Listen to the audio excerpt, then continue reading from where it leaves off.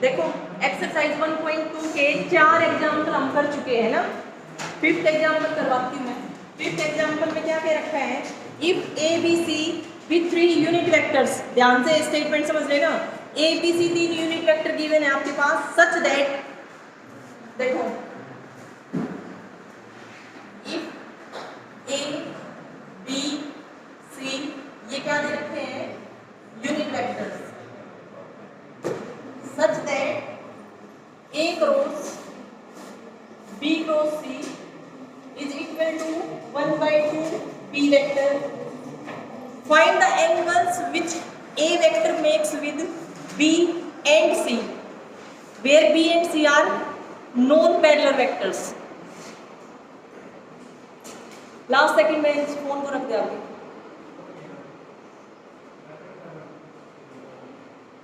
तो यहां से देखो फाइंड द एंगल्स, क्या निकालना है आपको, find the angles which A vector makes with B vector and C vector.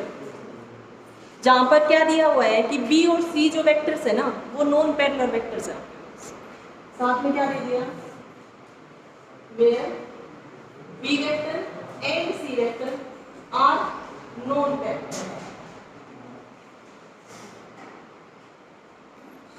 ये सोल्व करते हैं। तो देखो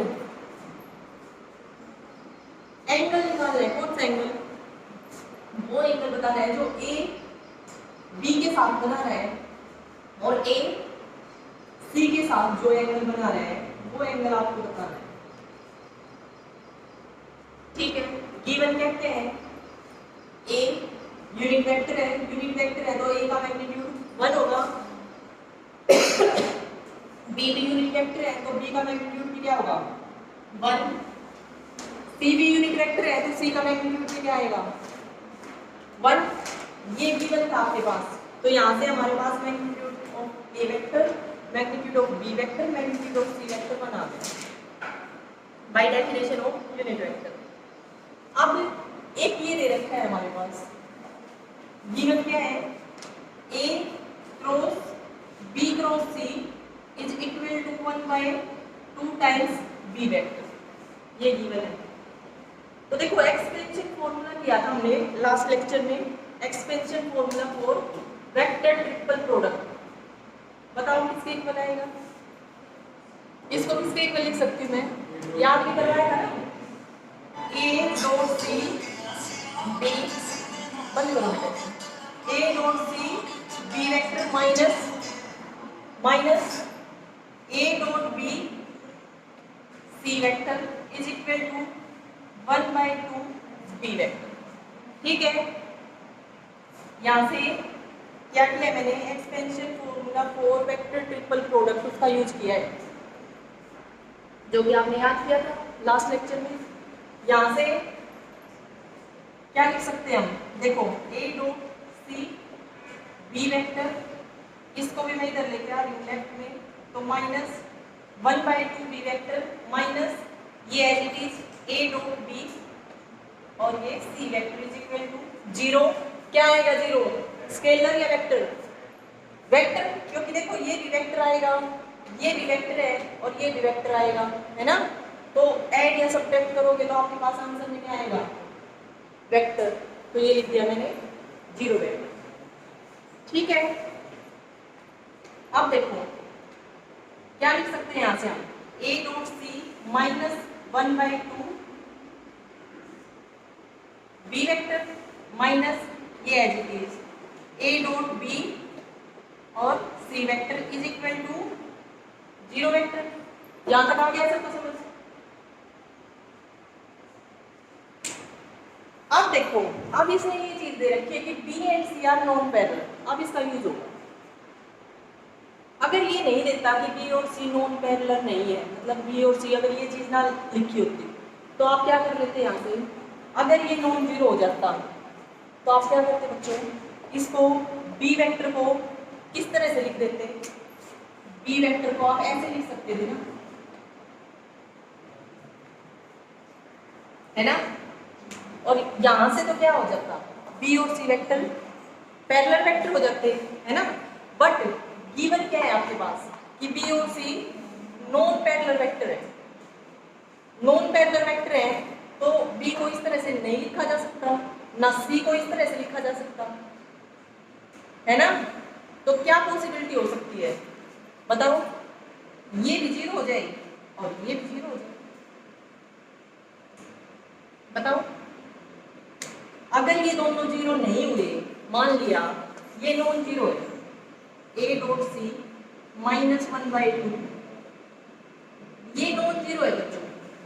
अगर ये नॉन जीरो हुआ तो आप किस तरह से लिखते देखो, यहां से A dot C -1/2 B vector is equal to, इसको मैं राइट साइड में ले आई, ये आ जाएगा आपके पास ए डॉट बी और सी वेक्टर। यहां से नेक्स्ट स्टेप में क्या लिख सकती हूँ, अगर ये नॉन जीरो आएगा आपके पास तो नॉन जीरो नंबर से तो मैं डिवाइड कर सकती हूँ ना, स्केलर है ये, ए डॉट सी भी स्केलर आएगा और -1/2 करोगे वो भी एक स्केलर ही आएगा। तो इससे और नॉन जीरो में कह रही हूँ, अगर नॉन जीरो हुआ तो डिवाइड कर सकते हो। तो बी किसके इक्वल लिखा जाएगा बच्चों, A dot B upon A dot C -1/2 और साथ में क्या है सी वेक्टर, ऐसे लिखा गया। अगर मैं इस पूरे को क्या बोल दूं लैम्डा, अगर मैं इस कंप्लीट को लैम्डा से डिनोट कर दूं तो ये क्या आ गया, B vector is equal to lambda C vector.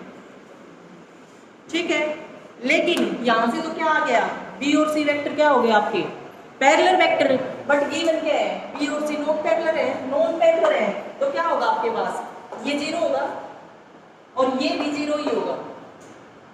ठीक है, अगर ये दोनों जीरो हो गए तो यहां से आप निकाल दो डॉट प्रोडक्ट की डेफिनेशन लगा के और एंगल निकाल दो, angle between A and B and angle between A and C. यहां तक आ गया ना सबको समझ?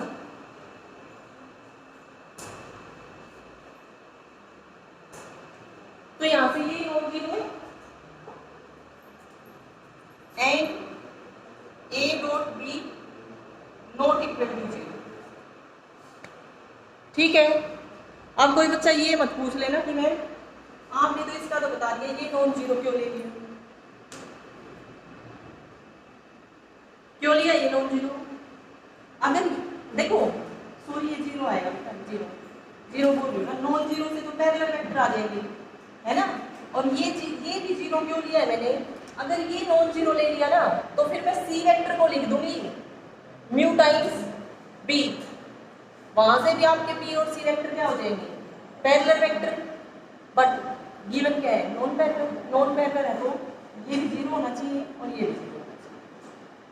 ठीक है, यहां से आप निकाल दो A dot C -1/2 equal to zero, यहां से क्या आ जाएगा आपके पास A dot C is equal to 1/2। अब A dot C by definition क्या होता है, magnitude of A magnitude of C और साथ में cos theta, where theta is the angle between A vector and C vector is equal to 1/2। अब magnitude तो ए का 1 है, मैग्नीट्यूड सी का भी 1 है क्योंकि यूनिट वेक्टर्स है, तो यहाँ पे 1 × 1 × cos theta is equal to 1/2 और यहाँ से आ गया बच्चों cos theta is equal to 1/2 और थीटा क्या आ गया यहाँ से 60 डिग्री, वो 60 होता है ना 1/2। ठीक है, 60 डिग्री क्या है ए और सी के बीच का एंगल, यही तो निकालना था ना कि ए बी के साथ क्या एंगल बना रहे हैं और ए सी के साथ क्या एंगल बना रहे हैं, तो हमने ये एंगल निकाल दिया, ए और सी के बीच का एंगल, ए और सी के बीच का एंगल 60 डिग्री। अब देखो ए डॉट बी भी जीरो के इक्वल है ना, ए डॉट बी भी जीरो के इक्वल है, तो यहाँ से हम क्या लिख सकते हैं A dot B is equal to, किसका फोन है बेटा ये, किस silent, A dot B is equal to zero, यहाँ से क्या आ जाएगा by definition of dot product क्या आएगा बच्चों, magnitude of A magnitude of B और cos फाई बोल दो या कोई और एंगल ले लो, क्योंकि थीटा तो मैंने ए और सी के बीच का एंगल लिया है ना। थीटा तो ए और सी के बीच का एंगल लिया है, तो यहाँ पर मैं क्या ले रही हूँ, ए और बी के बीच का एंगल। तो आप फाई ले लो, साई ले लो, थीटा 1 ले लो, ठीक है। उसकी वैल्यू निकाल देंगे इक्वल टू 0। अब ये वैल्यू भी 1, ये वैल्यू भी 1, क्योंकि ए और बी यूनिट वेक्टर्स हैं आपके पास।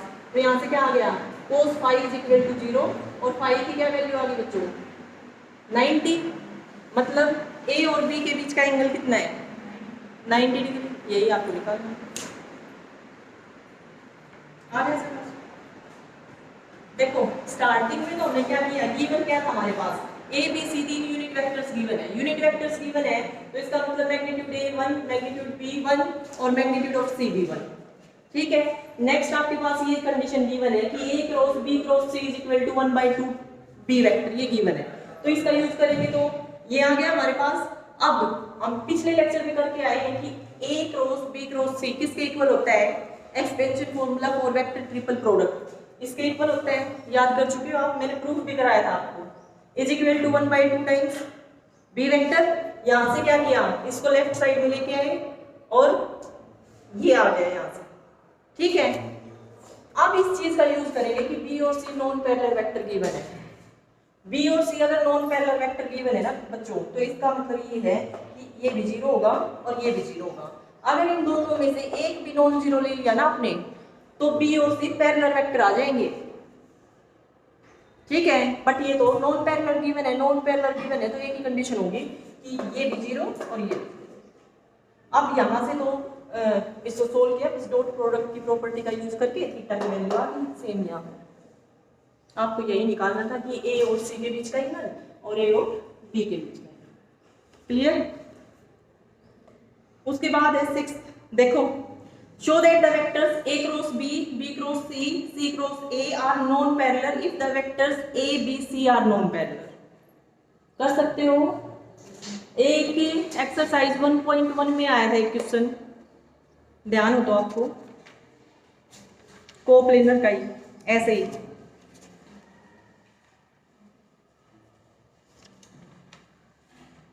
कौन सा क्वेश्चन था बताओ।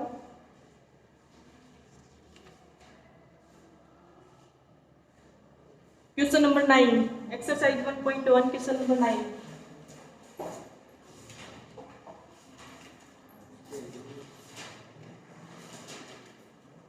करवाया था मैंने।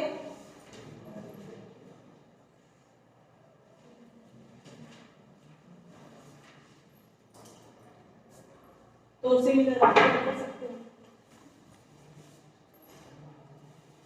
ऐसे ही। आप एग्जाम्पल नंबर 6 भी कर लोगे बच्चों, या करवाऊं? करना ट्राई नहीं हो तो बता देना मुझे। फिर अगला है एग्जाम्पल नंबर 7, ये भी कर लोगे। स्केलर ट्रिपल प्रोडक्ट कर रखी है, ठीक है। इसका यूज करेगा ये expansion formula for vector triple product. आप कर सकते हो, ये ट्राई कर लेना, ना हो तो मुझे बता दो। नेक्स्ट है आपके पास if A, B, C are 3 vectors such that A cross B is equal to C vector and B cross C is equal to A vector। देखो A, B, C 3 वेक्टर्स दे रखे हैं such that ये इसके equal है और B cross C A vector के इक्वल है। Then show that 3 vectors A, B, C, तो हमें क्या प्रूव करके दिखाना है, आर ऑर्थोगोनल इन पेयर। मतलब हमें ये प्रूव करके दिखाना है कि A, B, C are orthogonal in pairs. First part में मुझे ये प्रूव करके दिखाना है, ये गिवन है, ठीक है।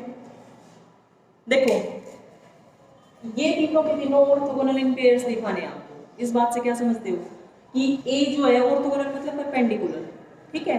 तो ए और बी वेक्टर भी परपेंडिकुलर होने चाहिए, बी और सी वेक्टर भी परपेंडिकुलर और सी और ए वेक्टर भी परपेंडिकुलर, ठीक है। ये आपको प्रूव करके दिखाना है। ये प्रूव करने के लिए आपको क्या प्रूव करके दिखाना पड़ेगा, अगर ए डॉट बी 0 आ जाए और जहां पर ए भी नॉन जीरो वेक्टर है और बी भी नॉन जीरो वेक्टर है और ये डॉट प्रोडक्ट 0 आ जाए, इसका मतलब कि कोस थीटा 0 होगा और कोस थीटा 0 कब होगा, जब थीटा 90 होगा तो हो जाएगा तो, है ना। तो एक तो दिखा दो आप A dot B is equal to 0, फिर क्या दिखा दो B dot C is equal to 0 और फिर क्या दिखा दो सी डॉट ए या फिर A dot C is equal to 0। Scalar ही तो आएगा, स्केलर तो ए डॉट सी निकाल लो या सी डॉट ए निकाल लो, दोनों एक है। तो ये प्रूव करने के लिए हमें ये प्रूव करके दिखाना पड़ेगा ए बी सी जो है आपके पास है वो 0 वेक्टर तो दे ही नहीं रखे ना, ठीक है। तो यहाँ से हमारे पास क्या आ जाएगा, देखो गिवन ये है, गिवन का यूज करके हमें ये प्रूव करके दिखाना है। गिवन क्या है A cross B is equal to C vector. अब बताओ मुझे, देखो सी डॉट ए ये प्रूव करना है या फिर A dot C, A dot C या फिर सी डॉट ए। तो मैं क्या करूँ ए डॉट सी, ए से डॉट प्रोडक्ट कर दूँ इसकी, तो क्या आ जाएगा A dot A cross B is equal to A dot C, लिख सकते हैं। यहाँ से नेक्स्ट स्टेप पे क्या आ गया, ये तो क्या है scalar triple product of vectors A B is equal to A dot C. यहाँ से क्या आ गया, अगर स्केलर ट्रिपल प्रोडक्ट में दो वेक्टर्स इक्वल हो आपके पास तो आंसर क्या आता है 0। कर चुके हैं स्केलर ट्रिपल प्रोडक्ट की प्रॉपर्टी, तो यहाँ से क्या आ गया 0 is equal to A dot C या फिर सी डॉट ए, तो वही बात है सेम। यहाँ से आ गया हमारे पास C dot A sorry A dot C is equal to, ठीक है। ये 0 आते ही हम क्या बोल देंगे कि ए और सी क्या है आपके पास परपेंडिकुलर। फिर सेम आपको क्या दिखाना है, ये तो हमने दिखा दिया। अब गिवन है हमारे पास B dot C is equal to A, आपको क्या दिखाना है बच्चों बी डॉट सी और ए डॉट बी। देखो इसमें तो बी डॉट सी दिखाना है तो यहाँ पर तो ए है ना, तो बी डॉट सी कहाँ से निकलेगा, सी ए रहा। जब इसकी मल्टीप्लाई डॉट प्रोडक्ट करेंगे हम किसके साथ बी वेक्टर के साथ, तो बी डॉट सी आएगा हमारे पास, है ना। तो यहीं से पहले इसको देख लेते हैं ए डॉट बी है ना, ए डॉट बी, यहाँ से मैं बी के साथ डॉट प्रोडक्ट कर दूँ तो क्या आ जाएगा बी डॉट ए वेक्टर। ये क्या हो गया बच्चों scalar triple product of vectors B B C, ठीक है, is equal to B dot A या फिर ए डॉट बी। यहाँ से क्या आ गया स्केलर ट्रिपल प्रोडक्ट में अगर दो वेक्टर्स इक्वल है तो प्रॉपर्टी का यूज कर लिया स्केलर ट्रिपल प्रोडक्ट की, ये क्या आ गई 0 और यहाँ पर आ गया बी डॉट ए लिख दो या फिर ए डॉट बी लिख दो।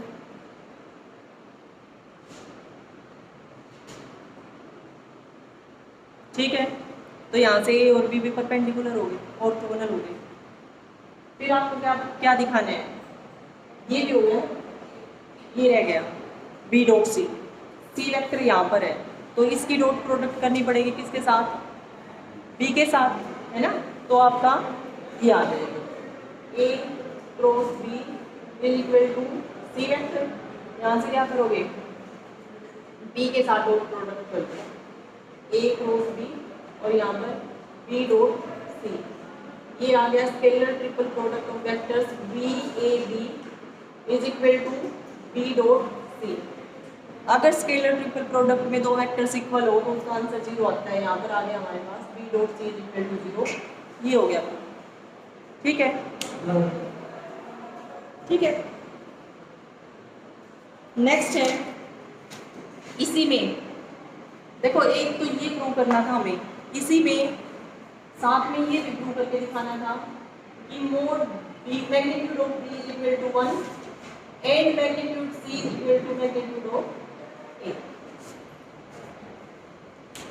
ठीक है। तो ये तो मैंने प्रूव करके दिखा दिया यहाँ से। अब ये दो पार्ट और प्रूव करके दिखाने हैं। इनको प्रूव करने के लिए आपको क्या करना पड़ेगा, देखो प्रूव करने के लिए देखो एक बार, A cross B is equal to C given है। यहाँ से नेक्स्ट स्टेप पे क्या किया हमने, सी से डॉट प्रोडक्ट कर दी। क्यों कर रहे हैं सी से डॉट प्रोडक्ट? देखो सी से डॉट प्रोडक्ट क्यों कर रहे हैं, क्योंकि हमें क्या प्रूव करके दिखाना है, magnitude of C is equal to magnitude of A, है ना। और यहाँ से सी डॉट सी आएगा, सी डॉट सी किसके इक्वल होता है, मैग्नीट्यूड ऑफ सी स्क्वायर, है ना। और वहाँ से इसकी डॉट प्रोडक्ट किसके साथ कर देंगे, ए के साथ करेंगे, तो यहाँ पर क्या आ जाएगा, मैग्नीट्यूड ऑफ ए स्क्वायर, ठीक है। और यहाँ से अगर ये और ये इक्वल आ गए तो क्या हो जाएगा आपके पास, magnitude of A square is equal to magnitude of C square. वहाँ से आपका आ गया कि magnitude of C is equal to magnitude of A. इस तरह से प्रूव करना है, ठीक है।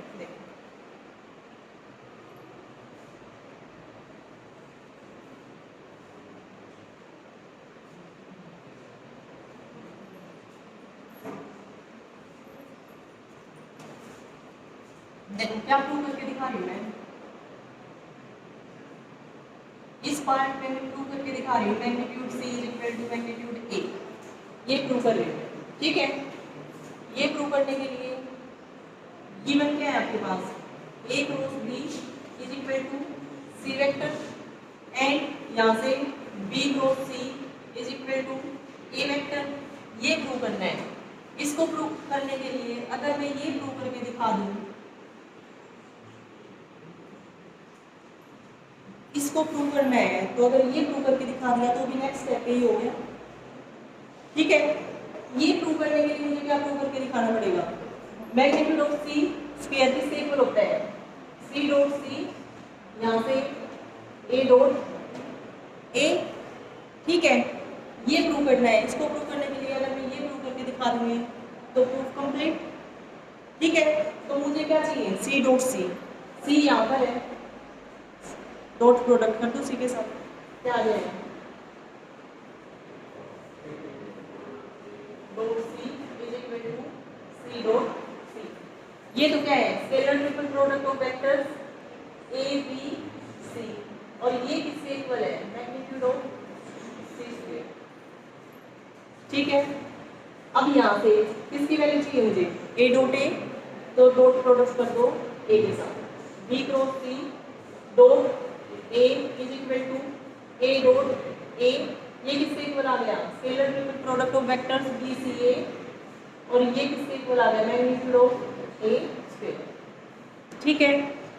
अब स्केलर ट्रिपल प्रोडक्ट की प्रॉपर्टी का यूज करूंगी। प्रॉपर्टी के अकॉर्डिंग क्या होता है बेटा, कि अगर तीन वेक्टर्स को आप साइक्लिक ऑर्डर में चेंज करोगे स्केलर ट्रिपल प्रोडक्ट में, तो सेम रहेगी स्केलर ट्रिपल प्रोडक्ट, ठीक है।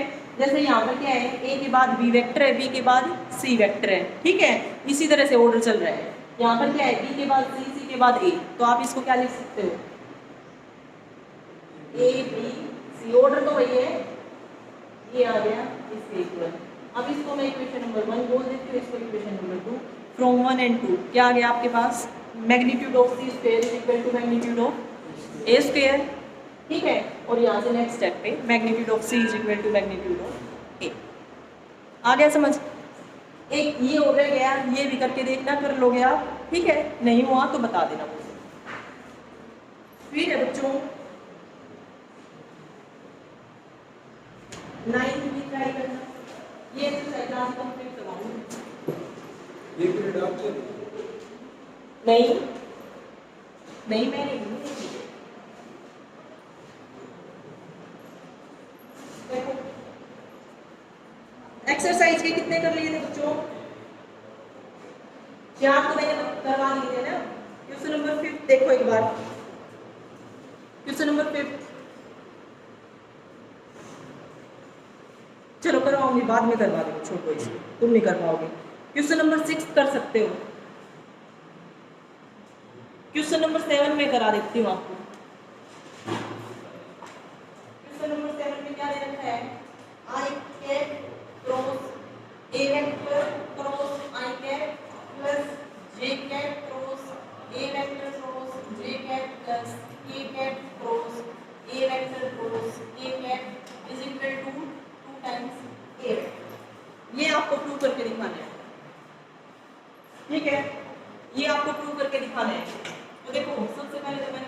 Late E equal to A1 I cap plus A2 J cap plus A3 K cap. ठीक है, ये लेके चली मैं। अब यहाँ से इसको सोल्व करते हैं। देखो I cap cross A vector cross I cap किसके इक्वल होगा बच्चों? Expansion formula for vector triple product उसका यूज करना है। बताओ I cap dot I cap और फिर A vector minus I cap dot A vector और फिर I कैप, यही आएगा। I डॉट I 1 के A वेक्टर के साथ मल्टीप्लाई करोगे तो A वेक्टर आ गया। फिर माइनस, अब देखो इसको मैं करके दिखाती हूँ वाले से solve. I cap dot A vector, I cap dot A vector किसके इक्वल है? A1 I cap plus A2 J cap plus A3 K cap, यही है। अब इसकी डॉट प्रोडक्ट जब आप करोगे तो A1 तो स्केलर है, A1 I cap dot I cap फिर प्लस A2 तो स्केलर है, साथ में I cap dot J cap फिर प्लस A3 तो स्केलर है, I cap dot K cap. अब यहाँ से ये वैल्यू 1 होती है, ये 0 और ये भी 0 करा चुकी हूँ मैं आपको पहले, तो यहाँ से हमारे पास आ गया है A1। ठीक है, I cap dot A vector जब आपने निकाला तो वो A1 के इक्वल आ गया, तो यहाँ से इसकी वैल्यू मैंने पुट की A1 और साथ में क्या है I। ठीक है, यहाँ से A वेक्टर किसके इक्वल है? A1 I cap plus A2 J cap plus A3 K cap और ये माइनस A1 I कैप, इससे ये टर्म कैंसिल हो गई। आपके पास क्या बच गया? A2 J cap plus A3 K cap. ठीक है, इसको बोल दो इक्वेशन 1, ये वैल्यू आ गई इसके इक्वल। फिर नेक्स्ट आपको ये वैल्यू निकालनी है, इसको निकालने के लिए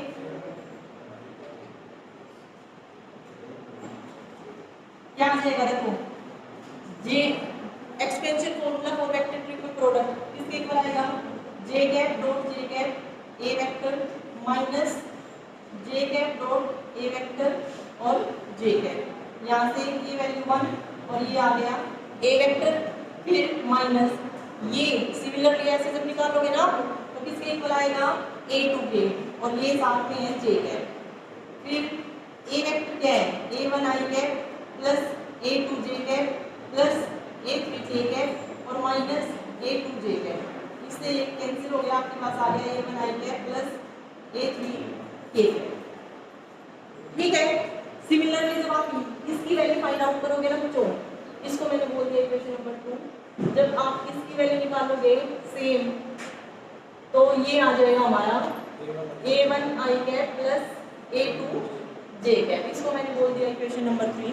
तीनों को ऐड करना है आपको, तीनों को ऐड किया तो लेफ्ट हैंड साइड में तो ये आ जाएगा और राइट साइड में क्या आ जाएगा? देखो A2 J cap plus A3 K cap adding लिख देना है यहाँ पर 1 2 और 3, तो यहाँ पर जो राइट हैंड साइड आएगी वो इसके इक्वल है, प्लस यहाँ से A1 I cap plus A3 K cap plus ये A1 I cap plus A2 J cap, ये क्या आ गया बच्चों? 2 टाइम्स, ये टर्म भी 2 टाइम्स, ये टर्म भी 2 टाइम्स, 2 आ गया कॉमन, क्या रह गया ब्रैकेट में? A वेक्टर ही आ गया, तो यहाँ से मैंने लिख दिया 2 टाइम्स A वेक्टर। यही आपको प्रूव करके दिखाना। ठीक है, कर लोगे? इस एक्सरसाइज के सारे क्वेश्चंस ट्राई करना, कोई डाउट हो तो मुझे बता दें।